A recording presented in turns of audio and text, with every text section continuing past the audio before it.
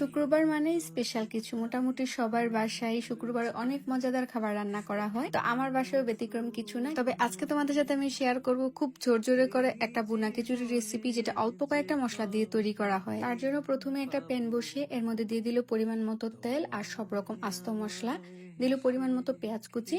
তারপর সবকিছু একসাথে খুব ভালো করে ভেজে নিতে হবে। যখনই পেঁয়াজটা ভাজা ভাজা হয়ে যাবে তখনই দিয়ে দিল 2 চামচ আদা বাটা, 2 চামচ রসুন বাটা। তারপর মশলাটাকে একসাথে খুব ভালো করে ভেজে নিতে হবে। যখনই মশলার কাঁচা গন্ধটা চলে যাবে আগে থেকে ধুয়ে রাখা পোলাওর চাল আর মসুরের ডালগুলো দিয়ে দিতে হবে। দেন এক এক করে দিয়ে দিল হলুদ, লবণ, মরিচ। এটা তোমরা কিরকম কোয়ান্টিটির বানাচ্ছ ওইটার উপর ডিপেন্ড করে পরিমাণ মতো দিয়ে দিবে।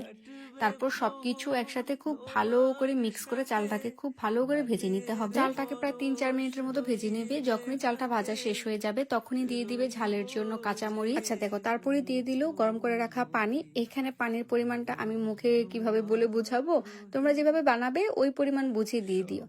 তারপর সবকিছু একসাথে মিক্স করে ঢাকনা দিয়ে দিল। আচ্ছা 4 থেকে 5 মিনিট পর ঢাকনা উঠিয়ে সবকিছু একটু মিক্স করে দেয়, লবণটাও চেক করে নেয়।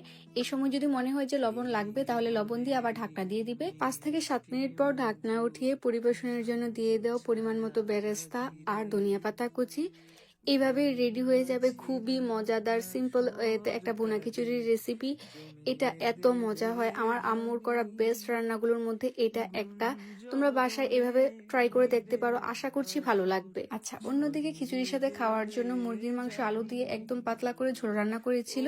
এটার রেসিপি না আমার ওই দিন নেওয়া হয়নি। এটাও খেতে খুবই মজা লাগে কিন্তু খিচুড়ির সাথে সাথে বেগুন ভাজিও করেছিল। আচ্ছা, দেখতেই পেলে পুরোপুরি রান্না কমপ্লিট। এখন আমাদের তৈরি করতে হবে কি সালাদ।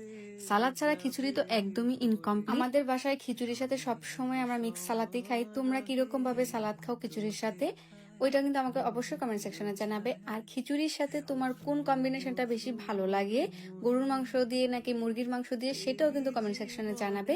তো আজকের এই ভিডিওটা এইখানে শেষ করছি, দেখা হচ্ছে পরবর্তী ভিডিওতে। ততক্ষণের জন্য আল্লাহ হাফেজ, টাটা, বাই।